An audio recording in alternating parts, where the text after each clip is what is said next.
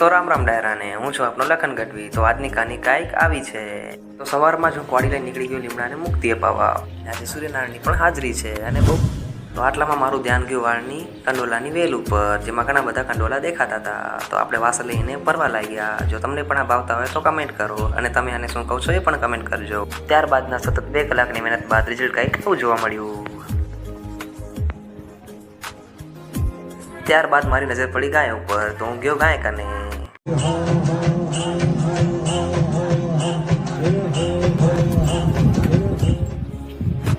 જા જી લે આપની જિંદગી। ત્યારબાદ આવતો રહ્યો હું મારા ઘરે, અને મને લાગી હતી ભૂખ, એટલે ડ્રેગન ફ્રૂટ ખાવા લાગ્યો। કે પેટ ભોજન ન થાય, પણ ભરેલા પેટે 100% થાય, એટલા માટે પછી હું કેસી વગાડવા લાગ્યો।